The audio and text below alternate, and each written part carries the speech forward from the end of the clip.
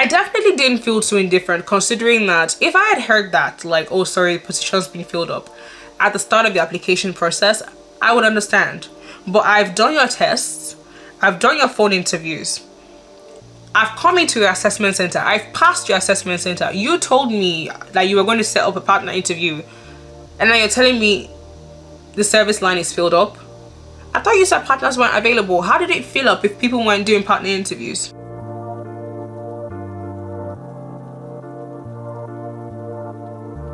As you may know or may not know, I am a management consultant. I work for one of the big 4 accounting firms, and I've been there now for about 4.5 years. So I'm 25 years old now. I turned 25 a month ago at the time of filming this, and I actually started working at my company when I was 20. I turned 21 a few weeks later, but I'll tell you the story, and I call it the long story because it's not the most straightforward story in the world. I didn't just sit down, apply to a few places, do a few interviews, bam, get the job, celebration. It wasn't really like that. It wasn't very straightforward. So I'm going to tell you the story. So let's get into the story, the long story, or short, depending on what your expectation is, but the long story of how I became a management consultant in the UK at the age of 20. So my name is Akachi. I go by Catch professionally, but my birth name is Akachi. It means the hand of God.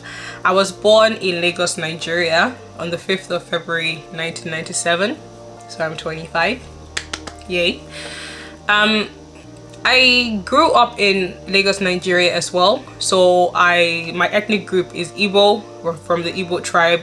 We speak Igbo language. Although for me, English is my first language because it's just my first language, and a lot of people, Gen Z, especially Gen Z millennials who were born in Lagos and grew up in Lagos, which is the former capital of Nigeria, a lot of people of us who were born there just speak English as our first language, and also English is the official language of Nigeria, in case you didn't know. So I went to primary school in Lagos. I remember going to Green Springs for like very early education, and then from like 6 or 7 all the way to like about 10 or 11 I went to Yewande Memorial School in Lagos in Surulere, and then from 11 to 16 I went to the International School, University of Lagos. It's basically the secondary school of the University of Lagos. So it was a secondary school. Think about your high school being bang in the middle of a university, like a campus university. That's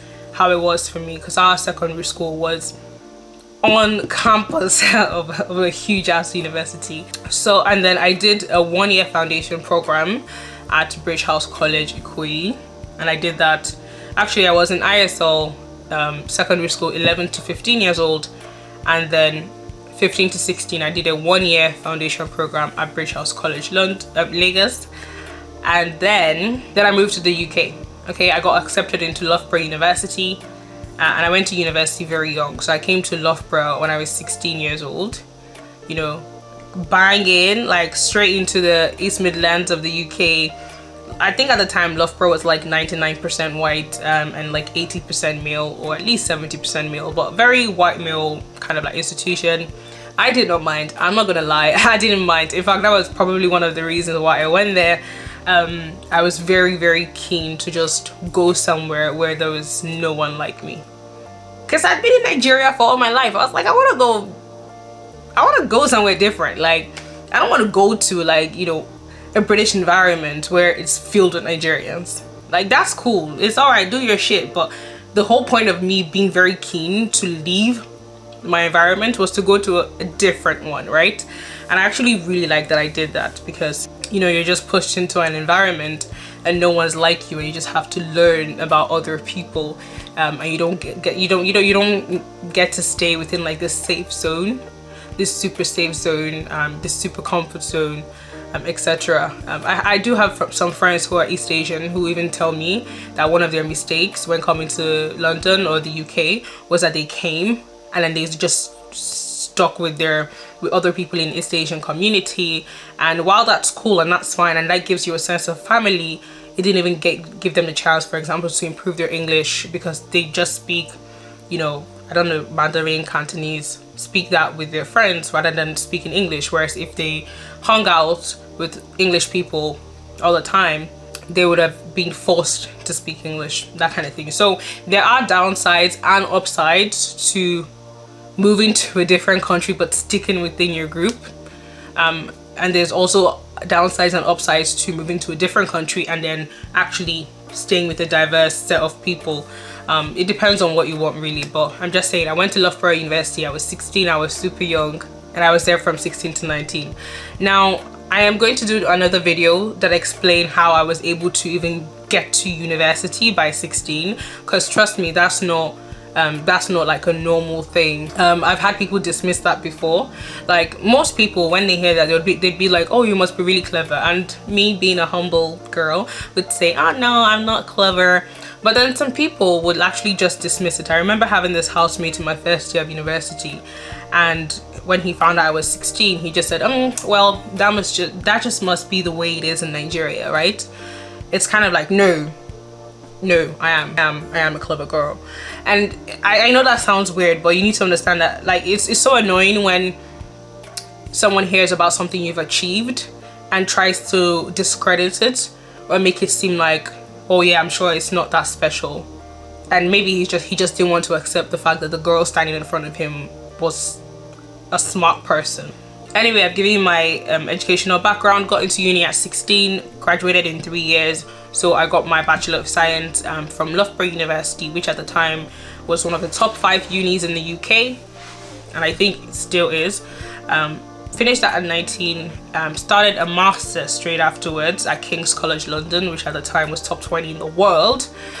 And then I did my master's from 19 to 20, and then towards the end of like 20 years old, I then started working at my current job as a management consultant in a Big 4 company. Now, this is where the story begins. So my master's degree was started in September 2016. So I graduated July 2016, and I started a master's in September 2016. Now, when I started a master's in September 2016, I had no intention of being a consultant. I didn't even know what they did. I just knew it was one of those careers that a lot of business school students like. There was management consulting and there was investment banking. Those two careers, I used to see them as, you know, the careers or the career choices of like type A, smart as fuck driven business school students. But I never really thought of that because I studied communication and media studies for undergrad. I didn't mention that, I'm sorry. But in my first year, I quickly realized that I didn't want to work in like the media industry. I know now it sounds off because I'm on YouTube, which is technically a media platform, and I'm creating videos, but while I liked the whole idea of writing, acting, producing, etc., the idea, I don't know, I feel like sometimes you fantasize about something and then you get put in that environment and you realize that whatever you fantasized was just in your head, and it really isn't like that in real life. So I hung around the media center for a bit, you know, doing the student media center. I wasn't really doing anything TV related. I realized I didn't really have much skill behind the camera, and I definitely was very, I don't even want to say very awkward because I couldn't even stand in front of the camera. While I was studying communication and media studies, I knew that I didn't want to work in the media industry, and I was thinking, what do I like to do? Okay, so that's not true. I wasn't thinking, what do I like to do? I thought to myself, you can't tell me that after 3 years I'm now going to be working literally January to December, Monday to Friday for the rest of my life with like what, 25 days holiday. I don't want that. Which of that careers can give me a break? That's what I asked myself. And the first thing that came to mind was being a professor, because I thought to myself, I love research, I love learning, so why don't I just do that and I get summer breaks as well, because when summer comes all the students leave and, you know, you're not working. I don't think that's the case. I think you're still working, but you do more research stuff then, or you just do other things, but you don't have a lot of teaching responsibilities. You still work in the curriculum, you still do a lot of things, but for me, my mentality at the time was just, how about I just become a professor? That way I research, which I love, I learn, which I love, I teach, which I don't mind doing, like that's fine, and then I also get quite a chilled summer break for a few months, whereas when you're working in a normal corporate 9 to 5, that doesn't really exist. You know, that break doesn't exist. So I made that realization / decision in my first year, and I just threw it away from my mind. I just knew that was the plan after university. So finished my degree July 2016. A few months before then, I had applied to different master's degrees, and the one I ended up going with was a master's degree called the Masters of Science in Emerging Economies and International Development at King's College London. And then I started that in September 2016. When I was in my final year of undergrad, I didn't really apply to a lot of jobs or grad schemes because I knew that the plan was for me to go to King's, or rather do my master's, then do a PhD. Then I think you need to realize that back in 2016, the way the student visa in the UK, like the way the visa program in the UK was structured, was still very strict. So a lot of times you had a permit to stay in the country to study, but then after that you had to leave the country pretty quickly, and I think it was maybe 8 weeks you had before you had to leave the country, which means that if you want to get a job, ideally a graduate program, graduate scheme, etc., you need to secure a job during the length of your program. So the master's was about to start, and I realized, okay, yes, I do want to do a PhD, but it's just like me wanting to start a business. I know that ever since I was a kid, I've always said I'm not going to work for anyone, I'm going to be an entrepreneur. However, I quickly realized that my desire to stay in the country, to stay in the UK, really outshined my desire to own my own business, or my desire to have a PhD. It was number one on the list, like remaining in the UK. And so I had to think about all the avenues through which I could do that. So I could, yes, I could apply for PhDs and I could get a PhD. I could also apply for jobs at the same time and see what I can get, like a graduate scheme. And for the entrepreneurship one, I was just like, I'm gonna keep it out of my mind now because I'm on a student visa. Not only that, I need to get a job to stay here afterwards. If I want to start my own business, I might not be able to get a visa for that, and I might need to go back to Nigeria. So the main two avenues for me was applications for PhDs and job applications. So my master's degree started September 2018, and I sent my first ever application, or my first batch of applications, in August 2016, so a month before that. Interestingly, the company I'm working for now is actually one that I applied to in August 2016, so a month before my master started. However, I didn't get a job offer from that company till the next year, like 10 months later. Well, it took them almost a year to give me a job offer. So the whole period before I got the job offer is what I'm going to describe now, because trust me, sending off an application and like never hearing back is not going to make you feel like you have the job. Like, you're going to still be applying to other jobs as well in between to hope you get something. Anyway, so I'm going to bring up my notes because I was taking some notes at work today to make sure I don't miss anything. Around October, I think it was maybe October, November, I don't remember, I kind of realized something. I was really failing. So at that point, we hadn't yet had official tests and official essays and reports. We had just had mock ones. I was doing really badly. I remember getting an essay back, right, on this course, Emerging Economies and International Development, which, by the way, is kind of like the political science of developing nations. That's what it is, really. And I got the essay, the report back, and my score was 30 out of 100. In Loughborough, I had actually graduated with a high 2-1, so I was 3%, like 3 marks off getting a first class. So you need to understand that coming to King's, and then my first mock report, it gets sent back to me, and I think I got a 30. And then the second one as well, which was returned back to me around the same time, it was the same thing. And I remember panicking because I felt like, if this is mimicking the reports we're going to hand in for real very soon, I'm fucked. 30, that's a fail. And so I was quite stressed, and I was stressed for different reasons. So number one, it's kind of like, if I want to do a PhD, I want to do it at a top institution. I mean, King's was already top 20 in the world. If I wanted to do a PhD, I wanted to go even higher than that. But how am I gonna do that with a transcript saying that, you know, my score so far like 30 over 100? Like, can I even get into an undergrad?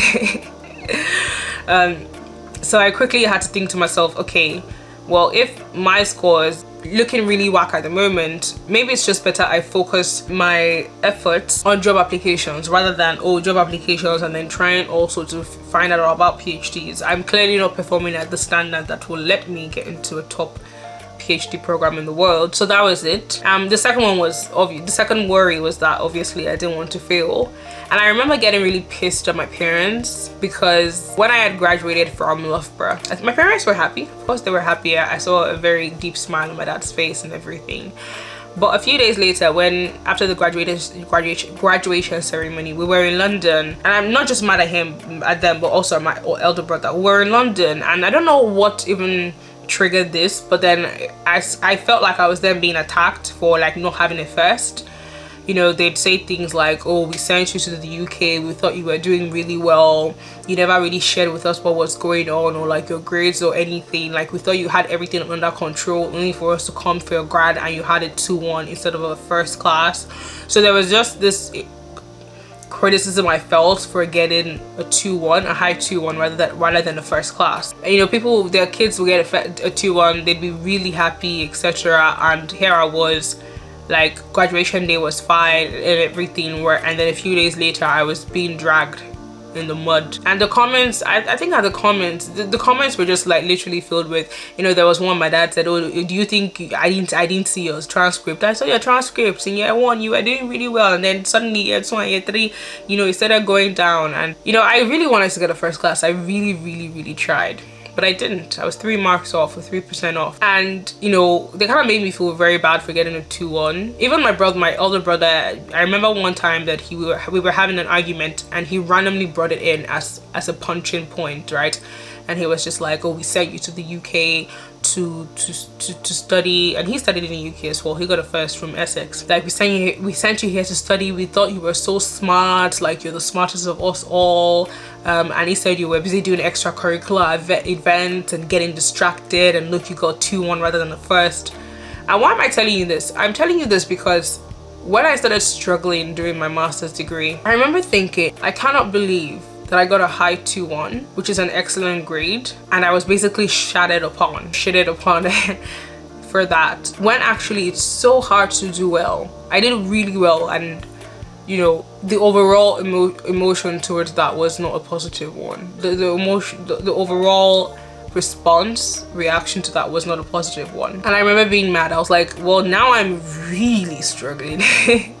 Like, now I understand what it is like to be failing a course and being like, oh my god, if I can get a 2-2, I'd be grateful, because this is bad. What I'm trying to say is, around November 2018, you know, that happened. My grades were going to shit. It wasn't my actual grade.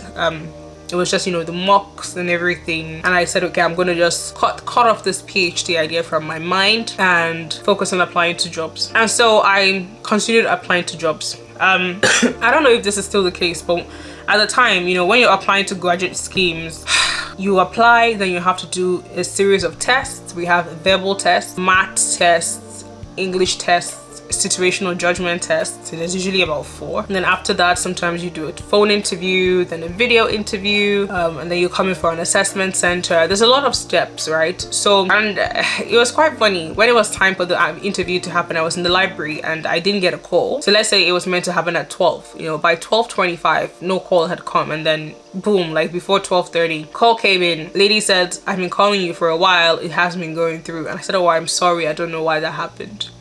And then I did the phone interview. This was around maybe September, October, very early, September, October, November, sometime during that course, that 3 months. I don't remember when, probably either October, November. I probably did the tests right after I applied in August and whatever. And I passed the phone interview. And, you know, that's really funny, because what if she didn't try me again? What if she just tried a few times and just said, well, I couldn't get through to her with this number. No, it's not a valid number, you know. So that's the first win, that's the first miracle, that's the first gift of God.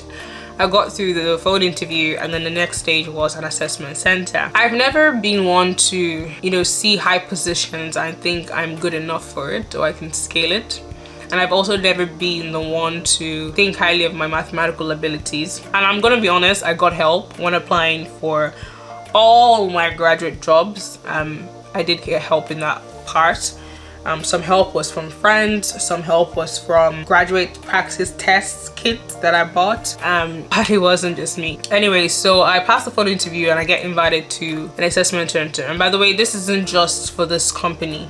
When I started applying to jobs, applying to grad schemes, I set myself a goal to apply to 7 to 10 jobs per week minimum. Interestingly and notably, even though I didn't do any summer internship in my undergrad or anything like that, I did enough extracurricular activities at university and I held enough positions of responsibility that my CV apparently was actually quite attractive for grad recruiters, because I know that I was doing multiple tests every week to all these places I was applying.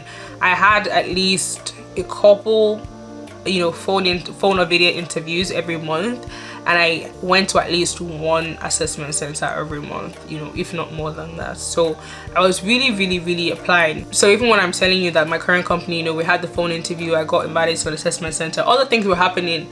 I think I even had an assessment center for a different Big Four company a few days before this one, and I failed that. So the reason why I tell you about my lack of confidence is that when I was going to this assessment center for this firm, there was no way in hell I thought that I was going to pass. No way in hell. I was just going to go to fulfill all righteousness, to just go. I was like, well, okay, fine, I've gotten to the assessment center stage, let me just go. I went with a pen and an ID card. I didn't go with a bag, I didn't go with notes, I didn't go with nothing. I didn't even prepare shit, because I was so sure I was gonna fail it anyway. So we get there and we're split into smaller groups. There's probably about 50 people, students there, and we're split into groups of like 6 or something, and my group is taken away. And the first task is to they put a bunch of postcards in the middle of the table, and they say, take one postcard out and talk about how it relates to one of the company's values, etc. I didn't prepare shit. I didn't even know the company had values. Like, I didn't even know anything. But apparently I'm good at improv, because I took a card, and I think the card was gratitude. It had the word gratitude on it, and I spun something around about how it's really important to always be grateful, even though, let's say, you want to win work from a client and it doesn't go right. It's still good to maintain good attitude and make sure you get feedback from the client and just be positive, because yes, you might not win this work, but you can win another one later and another time, or they can find out another service line in the company is more suited to them, etc. But impressions matter, so you've just always got to be grateful. I just said something like that. I didn't know what it had to do with the company's values, anything, and I put it back down. Everyone spoke about theirs. And then the second task, which was the main task, was that we were given 6 questions to answer in 50 minutes, 50. Each question was actually quite long. It was like an A4 paper size long, and I don't remember what the questions were. Some were situational, aka you'd see like a dummy email between a manager and a client, and they would ask you some questions about that conversation. And then out of the 6 questions, one was actually a financial analysis question. There were tables, there were numbers. I remember looking at that page and being like, me? Touch this page? Lie. I did not touch that page. I did the 5 out of 6 questions to my best abilities. I did not touch the 6th question, which was the mathematical one, because I told myself it's better that I do these 5 questions excellently well and just don't touch number 6. I didn't even write number 6 on the page, so that it will look like, oh, she really knows what she's doing. She's done these 5 questions excellently well. I'm imagining she didn't do number 6 because she ran out of time, rather than try to come on. Because you cannot improv with math. You can't fake math. You can't math isn't creative writing, right? Which means if I try to be like, okay, let me just try and do some calculations here, and if I was so off point with my math, it would be a glaring red flag. So it's like that quote where it says it's better that someone thinks that you're stupid but isn't sure, rather than you open your mouth and then you prove to them that you are stupid, or something like that. I can't remember the phrase, but I did 5 out of 6 and I left. I went back into the room with the other prospective grads, and I remember telling them, oh, I didn't do the math question, and like the whole room was just silent because they probably were thinking, oh, you're definitely gonna fail. Because it's an accounting firm, right? And you know, you're given 6 questions. There's different questions there. Some have to do with emails, some have to do with behavior, and then suddenly there's a financial analysis question and you don't answer it, like you're out. And so I already was thinking, yeah, I'm out. It's all right. I need to clarify as well that I wasn't applying for a consulting job. I applied to tax. Don't ask me why. I just applied to tax, which is one of the service lines that they have and most accounting firms have. So after that, we then had a final group exercise where we were given something to solve. There were a few questions and everyone was solving it. Towards the end, I realized that there was one question. It wasn't a big deal question, but it was a question I noticed that like the team leader, the guy who had volunteered to be the team leader, he had missed out, and he was the one kind of like moderating us and everything, and he was interviewing us well. So I tapped him and I was like, oh, I think there's this one question that, you know, we've missed. So we solve it and it's no big deal. And then at the end, and I think this is where, I might be wrong, but I think this is where things really worked well for me, that at the end of the whole day, the interviewers, because during every single stage of this assessment center day, the interviewers are in the room, or the assessors, whatever. They literally said, okay, go around the table. Let's go around the table. Everyone tell us, you know, one important thing you liked about today, or something you learned. I don't remember what they said. And everyone was going around. And when it got to the guy who was opposite me, when it got to the turn of the guy who was also interviewing for the grad scheme, and you know, the one who had taken the team lead position, whatever, he spoke about how he found it really impressive of me that while everyone was working, I was able to notice a question that we would have otherwise missed. And I think that was such a powerful moment, because it was an opportunity for everyone to really toot their own horns and make themselves stand out. And honestly, I think I did that too. But instead of doing that, he used the opportunity to talk about my attention to detail. And I could just see like one of the assessors from the corner of my eye, like she was like, once he said that about me, she was taking notes, and I was like, yes. But I still didn't think much of it. And then that was the end. And we were also told to bring our IDs and our passports when coming to the firm. For me, again, that was a huge red flag. I was like, okay, I'm not going to get this role, because it's really hard to get a job when you need a visa. If you're in the UK right now and you don't need a visa to get a job, you can never know what this feels like. It is so hard. There are so many opportunities where they wouldn't even consider you if you need visa sponsorship. And what's more painful is that they won't outright tell you that that's why. They'll just tell you that, you know, we're sorry, you just don't fit what we're looking for. Sometimes, you know, you will apply for a job, you won't hear back until they filled all the positions, you know, and they kind of legally need to do that before they consider people who need sponsorship. So for me, when, you know, I found out that to come to that assessment center, I needed to bring my passport and everything, I felt like, oh, maybe this means they don't want to sponsor people. And I even remember feeling very awkward when, you know, we came into the room and they had returned all our passports, and you could see everyone's British passports on the table, and mine was just there like green, just, it looked really out of place. My Nigerian passport, and I just took it and I went home. And I had a list, to be honest. I actually, during that year, 2016 and 2017, I attended so many assessment centers, and the assessment center for this company I work at was not one of the best. So I actually had a list of things that were wrong, and I didn't think too much about it. I was very sure I was going to fail. It's all right. I felt like, you know, I didn't even know what the values were. I didn't know the numerical question. I didn't really think the group exercise, I even stood out or maybe made my voice heard or anything like that. And then also the passport thing, where everyone just had British passports and I had a Nigerian one, and I was just like, I don't know. So I went home and I told one of my friends. She was also an international student, but she was someone who was approaching the end of her student visa, and she had been trying so hard for about a year to get a UK job.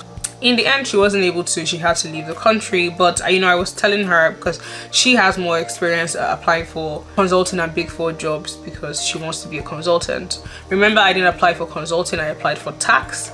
But same thing, I told her, and she was like, oh yeah, don't worry, you're going to get a rejection tomorrow. And when I tell people that, they always feel like, oh, she's a bad friend for saying that, that I should just expect a rejection tomorrow. But I don't think so. I think she's speaking from her own experience. She has tried so much, or rather she had tried so much to get into these firms. She had gone to many of the interviews, many of the assessment centers, and she was never successful, to the point where she honestly started to think it was rigged, and like the Big Four know who they want to hire before they hire them, etc. And also, when I came back, I didn't really give her the best impression of, oh, it went well, So it was fair that, her comment would be, expect your rejection tomorrow. And to be honest, I was expecting it.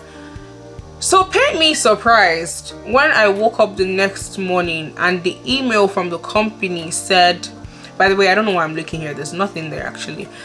And the email from, maybe I'm getting a bit shy. But the email from the company said, congratulations, you have been successful. You passed the assessment center. We will reach out to you soon to schedule in a partner interview. I swear, for like 2 days, I was like, this is a mistake. I'm going to get another email afterwards that's going to tell me, sorry, that was a mistake email. It wasn't meant for you.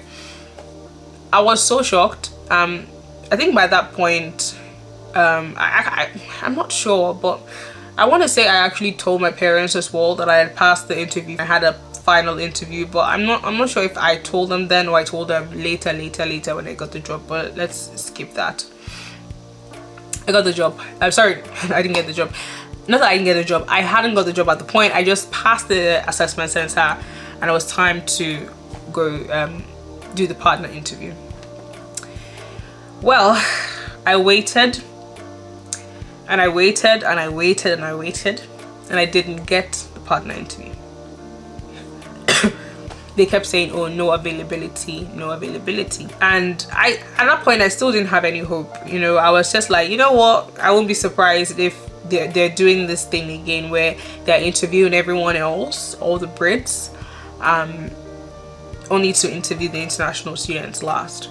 By the way, this isn't a false cry. If you don't know about immigration and employment immigration, the Home Office puts guidelines, and as an employer, if you want to hire someone who isn't British or who doesn't have a permission to work in the UK, you have to attest to the fact that you've searched far and wide across the entire country and you couldn't find anyone else who could do the job who is British with permission to work in the country, right?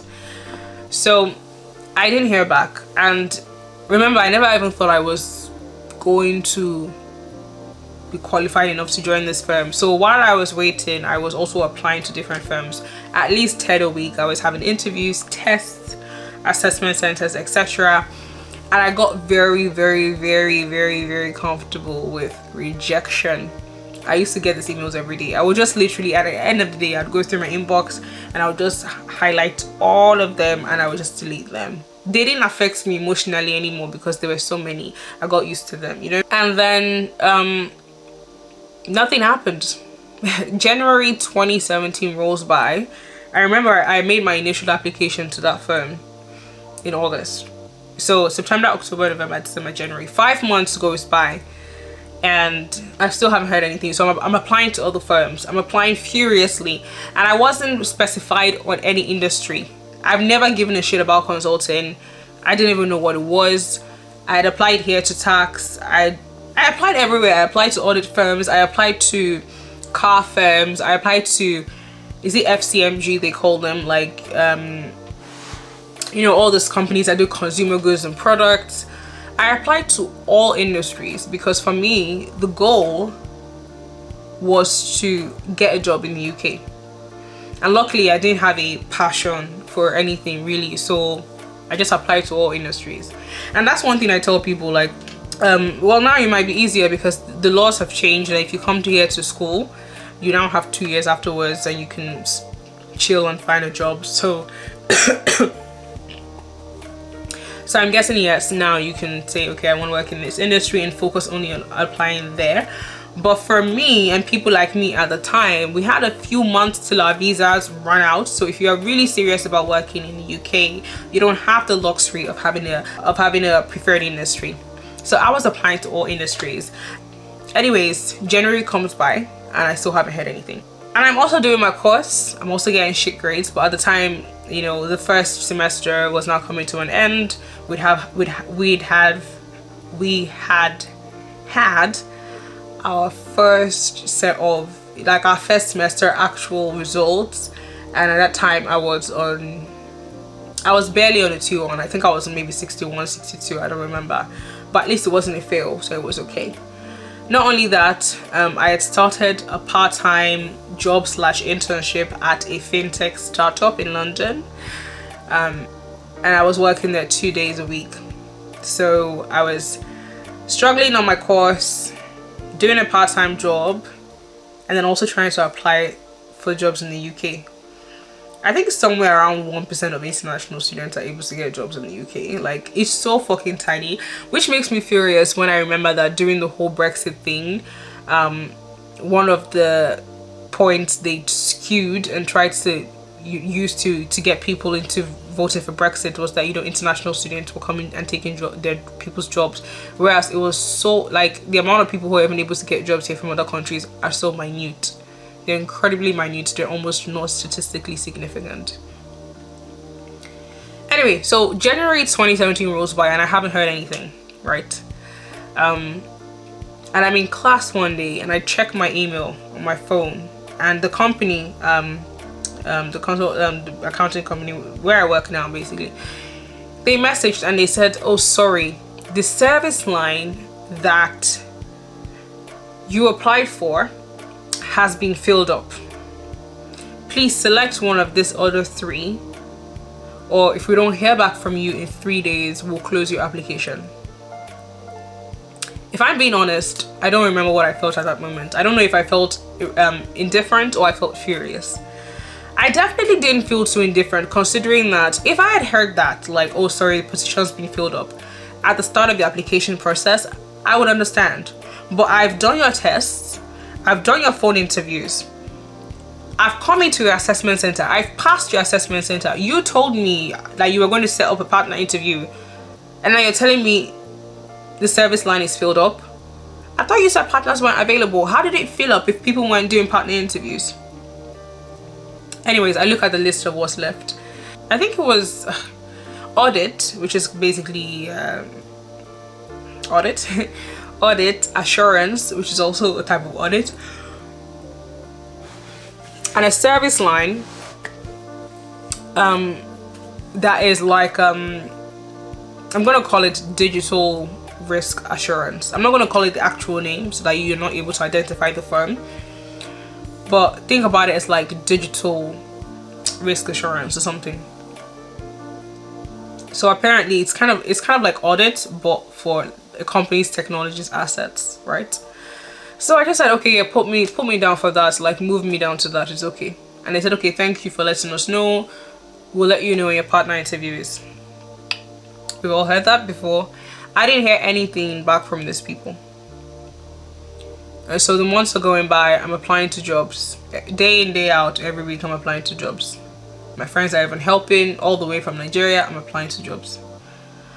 I'm going for interviews, I'm going for assessment centers, and I'm not getting anywhere. And I have this relentless, or rather I had this relentless optimism that I was going to find something. Because I told myself it just takes one to change everything, right? I actually like games like that. Games where it takes one to change everything, right? I don't know what they're called. I don't know if there's a term for it. If there is, let me know. But I think when you have that kind of thing, it's okay to do a numbers game. Some people shit against doing a numbers game when it comes to job applications, but to be honest, just do it. Because if you're in a situation where it just takes 1 year to change everything, then you need to apply more to increase your chances. I also think finding a life partner and like a spouse it's also another scenario where it just takes one to change everything. Like, you're not going to be married to 10 people, except you want to be, of course. But it was just like this. I kept applying and I kept applying and I kept applying, and I believed that, you know what, if it just takes one to change everything, then I'm going to keep going. But it was hard. I'm not gonna lie, it was hard. And then one day I went to school. I was meant to go for a careers talk. When I got to the place it was meant to be, I found out that it was cancelled. So I turn around and I'm going back home. But then I pass another classroom and there's another careers talk going in there, and it was careers in consulting. Remember, I don't really have any interest in consulting, but I felt like, you know what, I'd already left my house, you know, come all the way from Stratford to Strand, so from East London to Central London. I might as well just do something else. So I walk into the room, I go sit down in the back, and there's about 3 or 4 people on the panel. There's someone from a consulting firm called Capco, there's some other ones, and there's a girl from my consulting, the company I work now in, or I now work in. And she's clearly the youngest. Like the other ones there, I feel like they were clearly in their 40s, if not 50s, and she looked like someone who was like 23, 24. And they all talked about their experience working in the consulting and everything. And then after the session, you know, the man was like, you know, if you're interested in working in consulting, come drop your name, you know, we'll reach out to you. And all the students just flocked to him like flies. Everyone's putting down their name in the paper as if they're not just going to be added to some random HR email list. Anyway, they're flocking to him, but I go straight to the girl, and it's really weird because no one's talking to her after the event, and she clearly was from what, you know, a consulting firm that I would say is even more prestigious than all of them. But maybe and she's a young black woman, 20-something years old. So I'm like, I don't know, maybe if people feel like the other representatives from the other consulting companies who are mature white men, maybe they feel like those people have more authority, and then this young black girl doesn't. I have no clue. All I know is people were flocking to the men and no one was going to this girl. So I went up to her and I said, timeline error, sorry. Now that I'm thinking about it, this was before the assessment center. I go up to her and I say, hi, I mean, this is really early. I've just had a phone interview. I'm having an assessment center coming up, blah, blah, blah, whatever. She gives me her number. She gives me her phone number. She gives me her card, just in case I have any questions. I didn't reach out to her before the assessment center. Again, I didn't really think I was going to pass.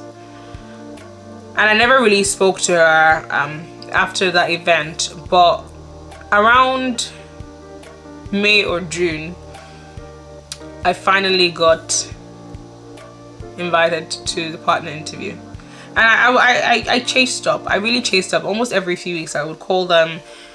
They'd be like, oh, no availability yet. And I'd keep going for other interviews and applying to a lot of places. It didn't work. So I messaged her and I said, hi, so I passed the assessment center and now I have a partner interview. Have you heard about this team? And I told her about the team I was interviewing for, which, you know, had to do with digital assets and auditing them. And she said, yes, I know some friends who are in that team. Let me go speak to them so they can tell me what they do and even send some voice notes to help your presentation. Because when you want to, you know, have the partner interview, you'd have to prepare a presentation beforehand. They give you a topic and you have to present a presentation.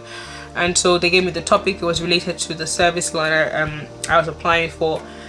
And, you know, I'm so grateful that I met her, you know, months back, because she actually went to her friends who worked in that service line and she had them describe what they do or what they did. Some sent voice notes, some sent paragraphs. And it helped me put together that presentation. Like, if you had told me to just guess what that team did from their name, I would have never known. Like, honestly, I would have never known. And I think that helped my presentation because the partner could see what I was presenting was exactly what the team did. So that helped. By this time, I had turned 20 already, by the way. So I started my master's when I was 19 years old. Did the tests, same age, 19. Did the interview 19, assessment center 19, and then either right before I turned 20 or when I turned 20 was when I got the message about the service line being unavailable and I had to switch. And so at this point I'm 20. I did the interview. Now let's take a step back. I've been doing interviews, right? So it doesn't matter that these people have kept me on the longest application process ever. I'd been doing other interviews, I'd been failing them all. So my confidence is going like this. And that unwavering resilience that I said I had was starting to waver. You know, May was approaching and I felt like, well, to be honest, grad schemes are starting in September, some August, and this is May, June. They're already filled. No hope for me. I should just start planning how I'm going to go back to Nigeria and become an entrepreneur, because I'm definitely not doing a 9 to 5 in Nigeria. So, you know, I said I had the partner interview in May, June. I don't remember which month, but around that time. A few weeks before that, I did a video interview for another top accounting firm. It's not a big four accounting firm, but still a big company. So it was an accounting firm. I went to their Gatwick office for their assessment center. It was a whole day assessment center, I believe. So one of the ones you'd go in and start at 9 and be done by 5 p.m. or something like that. When I was going there, you need to understand, I was almost sure I was going to fail, because I'd been to so many assessment centers, you know, for the past, we're talking 6, 7, 8 months, and I failed every single one of them. The only one I'd passed up until that point was the one for the company where I work now. So I was going to this assessment center and I was pretty sure I was going to fail, but then everything was going fine. All the activities, exercises, you know, they were going fine. It was pretty chill, calm environment. And then the day usually, you know, the assessment day wrapped up with individual interviews with directors. So I had a director, and I think the start of the interview was a bit dry and awkward, but then we soon got into the kick of it. And this is a pro tip: if you go for like an assessment day, just keep your ears open for things, because you might be able to use it later. So during the assessment day, you know, the interviewers are in the room, we're doing our shit, and one of the assessors, you know, she mentioned R&D tax credits. Those are research and development tax credits, which are available to almost any business in the UK. If you're doing anything innovative inside your business, you can actually claim a tax refund for it. And I think in a passing comment she made to someone else, she said that, oh, James, you know, the director in this office really focuses on R&D tax credits. And my brain just captured that, but I didn't really think of it much. And then guess the director who was interviewing me at the end of the day was James. And so the interview started off quite dry and nothing much was going on. He was asking questions, generic questions, I'm answering them.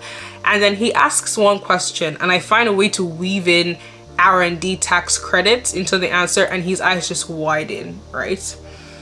And then we start talking about it, and you know, at that point I was already interested in like startups, and I've always been all my life, so I didn't really need to wing stuff too much. Like, it's one of those things where if you're involved in a sphere or a space, if you hear a term relating to it, you could kind of get what it meant. So it didn't matter that I hadn't read beforehand about R&D tax credits. I understood the gist of what they were, and we talked about that for a while. And then I could see that, you know, he was then getting a feel of me. And then he said, are you interviewing anywhere else? And I said yes. I said I have a partner interview at so and so, my current firm, and I said I have that in 3 days. And then that is also when I found out this thing that happens a lot. Sometimes you hear someone has an offer from 3 banks. They have an offer from Morgan Stanley, from Credit Suisse, from JP Morgan, and you're there, you're jobless, you don't even have one offer, and you're like, how is someone getting multiple offers? Here's the thing: once a company finds out that a competitor has put an offer out to you, for some reason, it's like a drug that they cannot resist. They will tend to give you an offer as well. I've read somewhere that it's because, you know, the competitor giving you an offer means that, you know, they've assessed you and they think you're good. So the person interviewing you, once they hear that their competitor has given you an offer, to them it's a green flag, because it's like, you know, when you're assessing someone, you're not really sure if they're going to be a good fit. If your competitor is trying to hire that same candidate, to you it's a green flag that, okay, this person is good to go. Get them, and get them now. I have an inclination that me saying I had a partner interview at that top accounting firm in 3 days probably sparked something in the guy. I didn't see any physical reaction, but it probably did. And do you know why? I've been going for interviews. I've been going for, you know, assessment centers. I've been doing the most for many months, and normally I'd go home, nothing would happen. After a week, they would call me and reject me. Ooh, that sounds so harsh. Reject me. But then I finished this assessment center that day, and I was going home. I got on the train to go from Gatwick to London, and I kid you not, I wasn't on the train for more than 15-20 minutes. I got a phone call. It was the recruiter at the firm I had just left 15 minutes ago, and she said, oh yeah, you did really well today. I would really like to offer you the graduate program role. And I think I was so, I don't want to say shocked, but I didn't expect it so much that my response was very bland. I was like, oh, okay, thank you. And she was like, oh, you don't sound excited. Like, oh, do you want it? Oh, this, oh, that. And then I was like, no. I want it. You know, I just wasn't expecting it. Because it was out of the blue. I had never heard it before that someone would go for an interview and less than 10-15 minutes after leaving the office, they will get called and offered the role. I was ready to get another rejection letter. You know, that's what's been happening for almost a year. So the fact that I got an offer, and not only did I get an offer, but it was 10-15 minutes after leaving the office, it was huge. Because when she called and said, oh, she's the recruiter, because I'd spoken to her before, maybe during the interview, I thought maybe I left my phone there, like maybe, obviously not my phone, she was calling me. I thought maybe I left a document there or a charger there, and that's why you would call me 10 minutes after I leave the office. So I wasn't expecting it to be the offer. And I put the phone down, and I remember being really happy. You know, I was like, I have an offer, I have a job offer, you know, and whatever friends knew what I was going through at the time, I told them I had the offer. And truly, I then had the partner interview for my current company the next few days. I suspect that the reason why they gave me the offer really quickly was to maybe have an advantage over the company I was then going to interview with in a few days, right? Because I know that another guy who went to that assessment center with me, in the company of the Gatwick office, he did get an offer, but he got an offer after a week, whereas I got an offer 10 minutes 15 minutes later after leaving the office. Anyway, I go for the partner interview at my current company, the Big Four firm, and a week later I get the offer. So here I am sitting down. You know, about 10 months ago, I had started applying to places. I was applying furiously, consistently, regularly, no breaks, and I was getting rejections. At this point, I had applied to hundreds of companies, and then just when I was beginning to give up hope and say, yeah, okay, that's it, that's a wrap, I'm gonna pack my bags and get out of this country, I then get 2 offers at basically the same time. So that was fantastic. I'm so happy that I'm doing this video now. It's always such a hassle to get up and do a video. And I'm talking as if I've been doing videos for years, but while I'm okay with it, I do enjoy, you know, the whole process. It's still effort and it's still work, and it takes a lot of self-discipline and control to stop watching TV and watching a series you love so much and to sit down and actually start talking and creating content. But I've just realized recently that it feels so good when you do it. My last video, I was, you know, being like, oh, I don't want to do any video, I'm tired, I want to watch TV, and then I just said, shut the fuck up, do a video, and I did a video. And I remember once I finished, I was so proud of myself that I finished creating that video. And I'm saying that because that's how I feel at the moment. I'm so happy that I sat down today to do this video rather than, you know, saying that I was too tired. Because sometimes you're tired when you're doing something and then it's done and you're so proud that you did it anyway. You know, not everything in life. Maybe that's a pro tip for anyone who's looking for something to do, like you want to start a business or you want to do something on the side. Pick something that even when you're tired, you could still be like, nah, I'll do it, you know. And then when you're done with it, you'll be happy that you did. And then the second thing I did was I actually got to know my classmates, my course mates.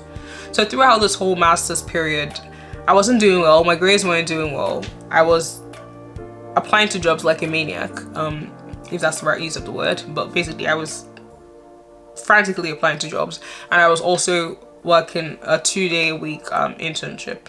And so I had no time and no interest to socialize with my master's course mates. I didn't even know most of their names until the week after I got my offers, and then I went to a few socials with them, and then I kind of got to know them, etc. But yeah, I got the offers. Now you might be wondering, okay, she's got the offers, so why is this video still long? Well, you can stop watching now, but there's still, you know, things that happened. I mentioned to you that I was on a student visa. Now, master's degrees are not structured like undergrad degrees. An undergrad degree, you finish around May or June and you graduate in July, which means if you're going to start a grad scheme, it'll start after summer, so August to September, and it makes sense. But when you're on a master's degree, you technically hand in your dissertation most times in November, and then you have your graduation ceremony in January. So it has a winter graduation. So you can see how that can be problematic if you have a grad scheme starting summer, right? It means that to start working August to September, but then your course isn't done till the very least November, and your graduation is in January. So I saw this and then I panicked. I called my current company because my current company, the assurance grad scheme that I was on, or I was put on, I remember it was assurance, not consulting. Hint. They were starting in August. That was when the scheme started. Whereas for the other company, the ones who called me 15 minutes after I left the place and gave me the offer, they had the intake starting in September, and then another intake starting in November. But again, at that point, they were my second choice, right? Not that I felt good enough for either, but I still went with the more prestigious one as my first choice. I remember being very sad. I was just like, what kind of rubbish is this?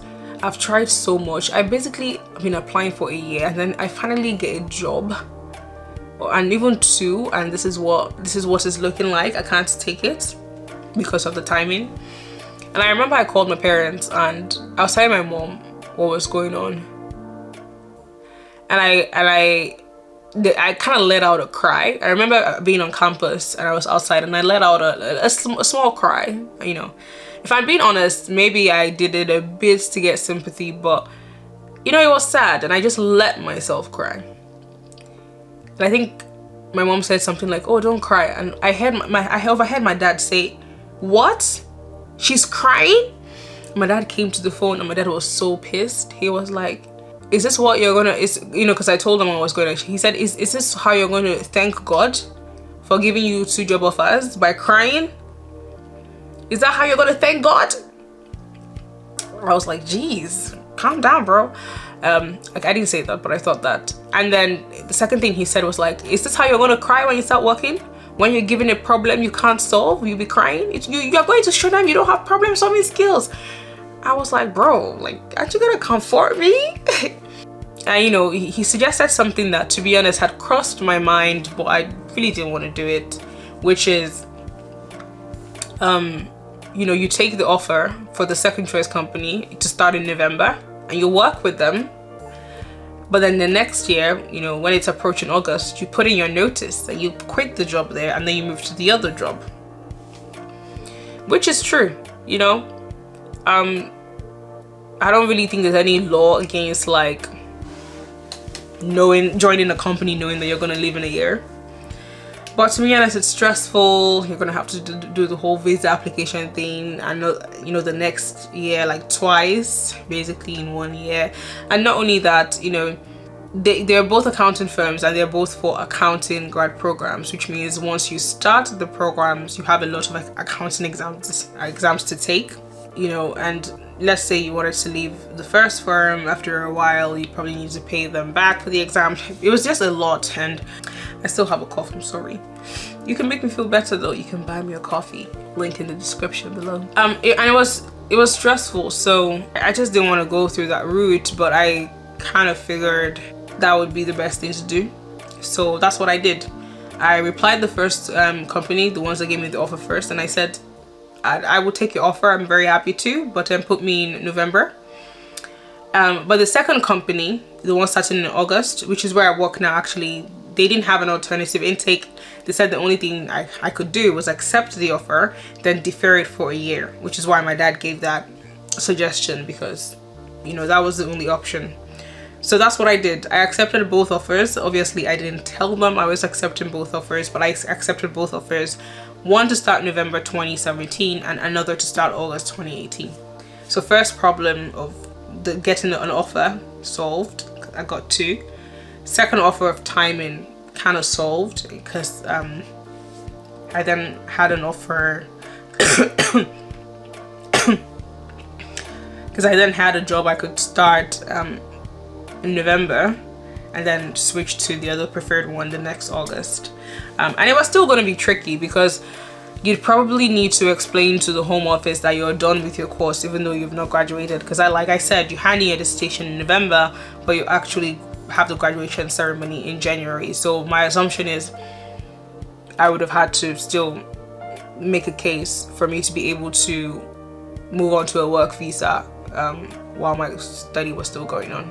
The third challenge was housing. My course at King's College London, so my course at King's College London was technically finishing in November once we handed in our dissertation, and the grad in January. But the accommodation, which was a student accommodation, a King's College owned student accommodation tailored to postgrads, the tenancy ran out in September. So it was a bit weird, because you have to move out start of September, but technically at that point you're only even starting your final semester and you still have to do your dissertation, etc. You're still technically on the school clock for a few more months. And I remember thinking to myself, where am I gonna stay? Because, you know, when you're a student and you need a visa, the company will usually tell you, do not leave the UK, don't leave the country before we apply for your visa.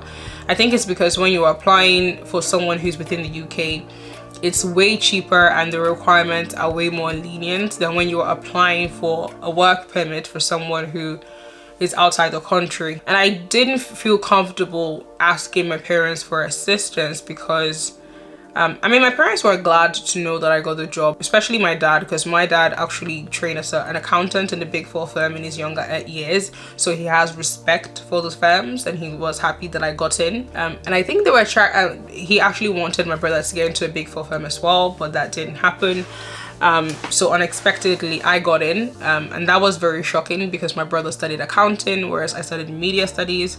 And so yeah, whatever. While my dad was happy, and my mom was happy too, because it's, you know, your child finally has something she said she wants, something started happening, right? So I did go back for summer, and I think that was around June. I was there for 6 weeks in Lagos, Nigeria, and it just felt like my mom was doing everything possible to try to convince me not to take the job, and actually to move back to Lagos and Nigeria and get a job there. And all her reasonings were just basically sexist BS. You know, she'd be like, how can a young woman live on her own in the city? Like, how can a young woman live on her own? What are people gonna say? What are people gonna say? How can you be a young woman living on your own? And I mean, probably said a few more things, but I don't remember too much anymore, thank God, because it's been like 6 years now. But she would just be like, oh no, yeah, how can you go and live in London on your own, a young lady? And I'm like, what are you talking about? I've just done a master's degree on my own, and I was like, what, 19, 20, and that was in London. And before then I was living on my own in uni at 16, 17, 18, 19 in England as well. So it's okay, it's acceptable for a young lady to live on her own when she's studying, but not when she's now an independent, you know, person. And I say independent in terms of, you know, joining the workforce, etc. I don't really know where her intentions were coming from. Maybe she just didn't want me to, you know, start working and living somewhere else. Maybe she wanted me to come back to Nigeria, but she was just trying to use her reasons, you know, and the reasons she was trying to get people to see were just mainly sexist things, like, how can a young woman live on her own? What are people going to say? People are going to say such terrible things, you know, kind of things. the kind of thing you hear in like 1950. That's what I was hearing. So, and I was like, I'm staying in the UK. Like, I don't understand. What do you think I've been doing for the past 1 year when I've been struggling to find jobs and you think I'm going to get a job offer and then like reject it because my mom is saying a young lady shouldn't live by herself? So that was going on. And I think when I came back to the UK and I kind of realized I needed a place to stay, September, October, November. So I didn't feel very comfortable sharing that with my parents because I was scared my mom would just use it as an opportunity to be like, oh yeah, this means you should move back, like, yeah, move back, come be with us, you know, that kind of thing. So I started messaging a lot of people who I went to university with. Like, there was a part about, I'm starting a job in November, but I don't have a place to stay for about 8 weeks, I need your help, I don't really have anywhere to go, that kind of shit. And none of them could help me. A lot of people just said, oh sorry, I can't help. And I wasn't even mad because, again, most of us were just graduates at that point, so probably living with their families, or if they had maybe moved to a city to work, they were probably just in a room in some house. So that was fine. Like, I didn't take it badly that people were saying no. I would say maybe the ones that hurt were the ones that I definitely 100% expected a response from, but I like just didn't respond to me. There was this friend of mine, she's Ghanaian. I'm gonna tweak her name a bit out of respect. Let's call her Lisa. And I sent her the message and everything, and she read it and just didn't respond to me. And I don't know why that hurt me. Like, everyone who said they couldn't help me, that didn't hurt me. But seeing her read the message and just not respond to me, knowing that I was in dire need of something, even if it's to say no, that was painful. I later confronted her about it, probably like a year or so later, and she said, oh yeah, like, oh, she's sorry that she just didn't know what to say. Pro tip, okay, if someone asks you for something and you can't help them, just tell them you can't help them. It's way worse when, you know, you read the message and you don't respond, because this is social media. They can see you've read the message. Now it feels worse because it's almost like, oh, not only do you know that I need help, but you think it's okay to just ignore me and whatever happens. It's not fair. So for everyone that said no to me, which is everyone, I didn't get offended because I think when you ask someone for a favor, you're not entitled to a yes. So I think I called my dad. I also told him I needed a place to stay for a few months and I can't come back, they can't let me come back. And he asked me, how much do you want? And I just randomly said like £3,000 outside. Like, now that I'm thinking about it, the audacity from me, because now that I work, I'm like, I don't got £3,000 sitting around. I just said 3K because for me, I was thinking, you know, I'm gonna have to find a place to stay for a few months, plus doing this visa stuff. I might need to pay things like the health surcharge, which is almost $1,000. I don't know how much I might need to put towards the application fee. I don't know how the firms work, so I just said 3K, so it will be like a sum, and I just know that, okay, for the next few months, like, I won't die, I can be able to survive till my job eventually starts. Around the same time, I sent a text to a girl. Her name's Esther. We both were in year 7 together. That's all. We were in year 7 together back in Lagos, Nigeria. And I had lost contact with her, like I had lost touch with her up until a few months before that time. But I sent her one message and I said, hi Esther, I'm in a bit of a dire situation. I have a job, it starts in November, but my accommodation is running out in September. Can you help me out? I will have no place to stay. I wasn't really expecting her to say anything or to give me anything hopeful because, number one, we barely have spoken in 10 years. Number two, she was a student at the time, so she was even less likely to be able to help me out than my friends who were there, my acquaintances who were then graduates at the time. So paint me surprised when I saw a reply and she said, okay, that's fine, you can stay with me. I was so shocked, and to be honest, I was a bit afraid for the following weeks. I thought she would come back and be like, sorry, I can't help you anymore. But she said yes, and I was like, wow, like I haven't really spoken to this girl properly in like 10 years. You don't even know if I'm a lunatic and you want me to come stay with you. And I moved in with her. So once my tenancy ran out, I moved in with her. So it was a 6-bedroom house and there were 6 girls apart from me in the house. So we have Esther, Oti, Bisola, Orewa, Blessing, and Tosin. I think that's 6. And then I joined them. So I actually lived with Esther in her room. We slept on the same bed. We shared the same cupboard. I ate their food. I used their internet Wi-Fi, and it was such a nice time. It kind of felt like a little family of 7 girls. The good old days. And the landlord obviously didn't know. So sometimes if the landlord was coming to check something, they would tell me and I would just like stay in town. There was one time they didn't tell me on time and I was in the shower, and so I just stayed there until the person left. And I just squatted basically for a few months. So basically when I went for the, I had the phone interview, I passed. I didn't still think I'd get far. So after I passed my phone interview and then assessment center was coming up, I still didn't do any preparation. I felt like there was no need. I was gonna fail. Assessment center came and went and I passed. At that point, I then felt, okay, now I just have partner interview left. I probably have a decent shot at getting this. So I then joined like various student forums, and there was one particular one, I don't remember the name. It was a student forum and there were loads of people there who were applying for Big Four firms. A lot of people there were expressing their fears. A lot of people there were sharing their experiences at the assessment center they just had, trying to help other students. And then there were people like me who were seeking comfort in probabilities. So sometimes a random person will come and say, oh yeah, if you get to partner interview stage, you have a 50-50 chance of getting in, of getting the job offer, or oh, you have 100% chance, it's just a formality. And then some people would say, oh no, there's no 50-50 or anything like that, it can go either way. Leading up to my partner interview, I used to read the forum entries a lot just to see any tips. And after I got the offer, I still used to go on there once in a while. So by the time I was still living in London, and that's before I moved in with Esther, and this was around, I don't know, maybe July, was it July? August, September, I'm not sure, but I hadn't moved.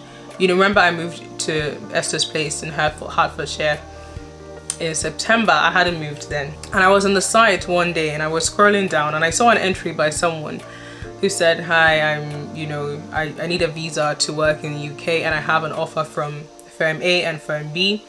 For firm A, I can start this year normally, but for firm B, I can't start this year because my visa situation, but I don't know which one to accept or which one to decline. What do you think? Now, the two firms he had the offer from were exactly the two firms I had the offer from. And he was in exactly the same situation as I was. AKA, we both have offers from firm A, which is our desired firm, but because of visa restrictions, we were being forced to basically defer it for a year. And then there's the one for firm B, and we can move it back a couple of months and start in November. But that wasn't our first choice.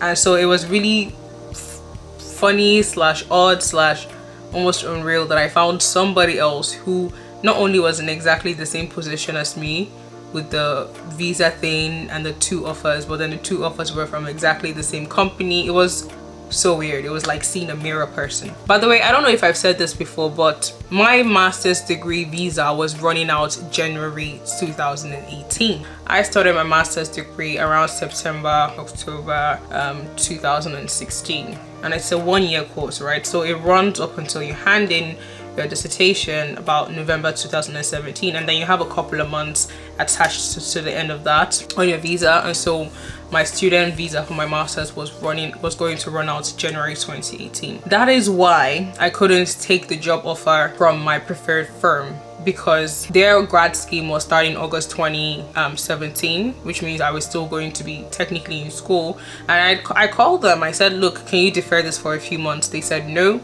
your only option, like I mentioned earlier, is to defer for a year and start with the next year's intake. But that wouldn't be practical for me. It wouldn't be practical for me because my visa was going to run out January 2018. So by August 2018, I'd already be outside the country because I wouldn't have the permits to be in the UK anymore. So the deferring wasn't practical. However, because I had this second job offer from the firm in Gatwick that I was able to start in November, I could bridge it. So I could start with that second offer in November 2017, work till the following summer because that would give me permits to be in the UK at that time, and then switch to the actual firm I wanted to work in, which is the first choice. So when I saw that person post on the forum about that, I mean, I didn't know if it was a boy or a girl, but I messaged them, added them on WhatsApp, and it was a boy. He's from Singapore. His name is Jared. I hope I can say that on this video. And I basically told him what I did, like, because he was in exactly the same situation. It was uncanny. And I said, take both of them. And he was like, like, you know, are you allowed to do that? I was like, yeah, I mean, no one cares. I think when you're a student, like, all your life you've been going to school, taking instructions, living by strict rules, and sometimes you forget that life is actually very flexible. I said take both offers, and then after, you know, almost a year, you move to this preferred choice. That's what I'm doing as well.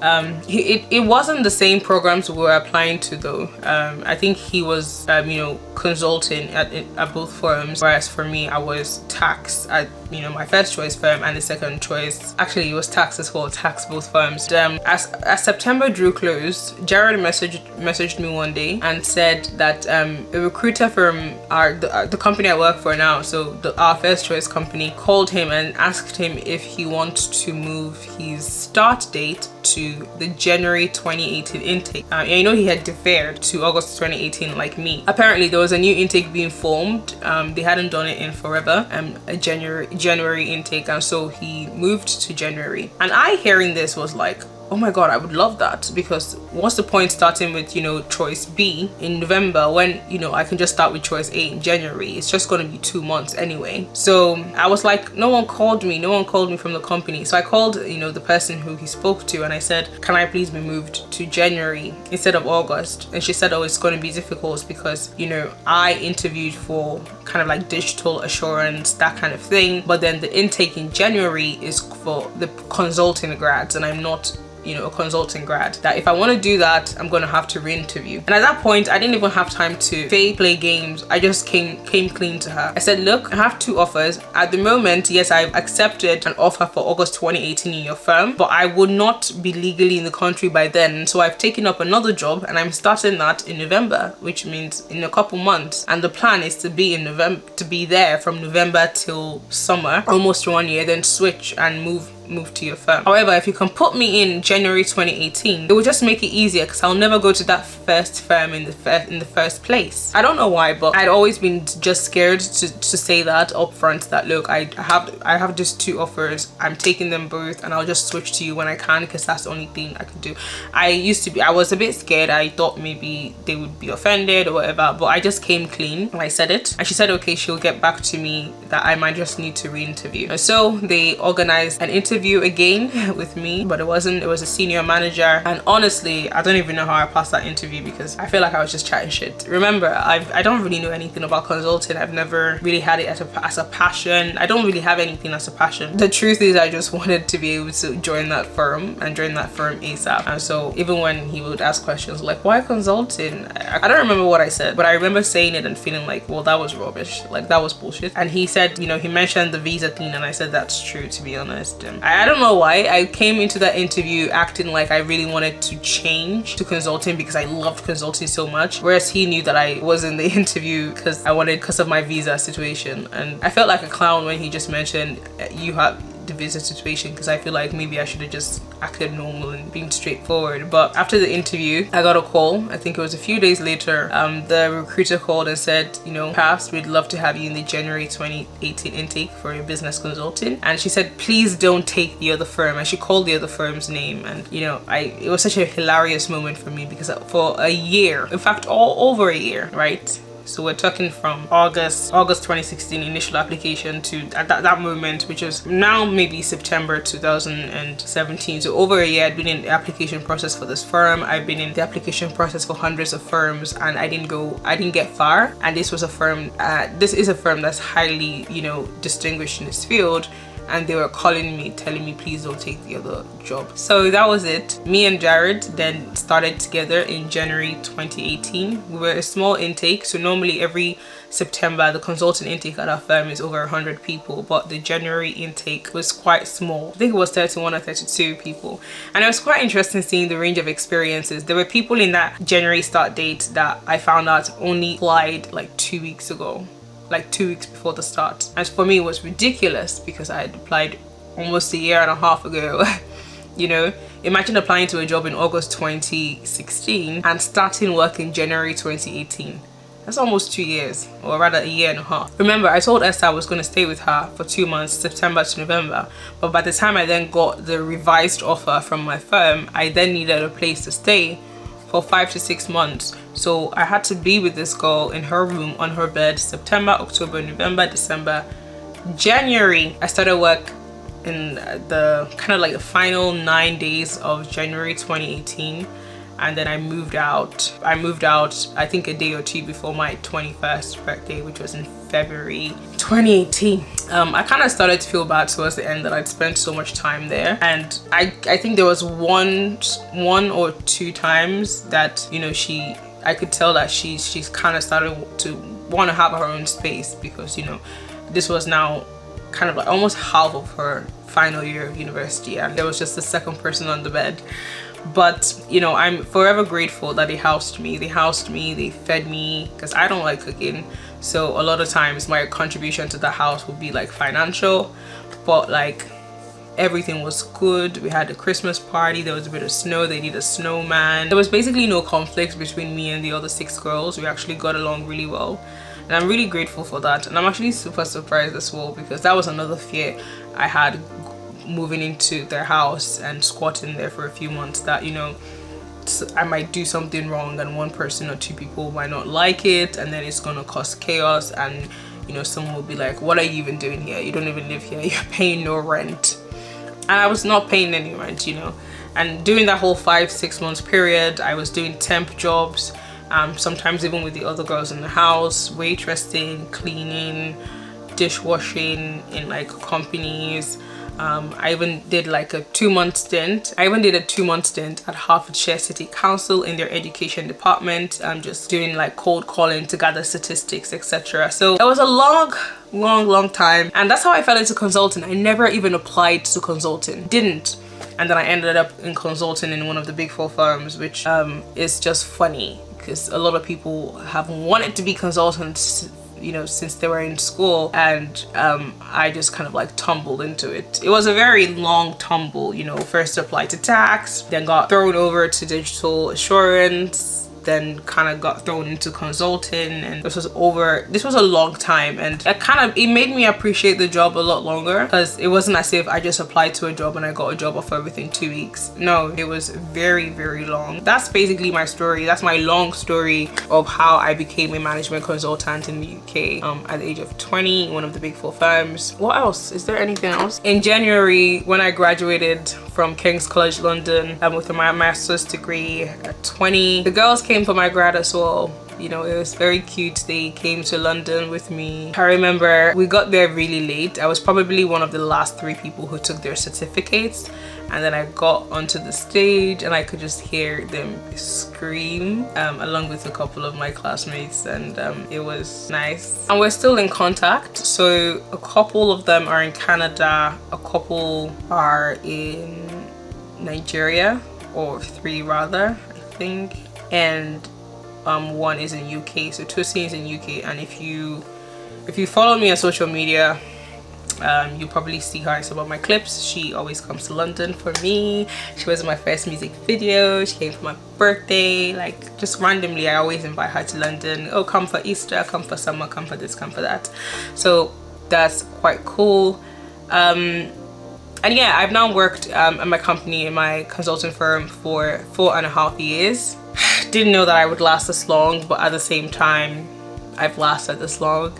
I was scared of so many things. I was scared of like just being caught out for being dumb, aka I had imposter syndrome. And then also we had to take a few accounting exams in the first year. There were about 4 of them, and I was like so sure I was going to fail them. So I always thought, you know, I wouldn't last past year 1 and year 2.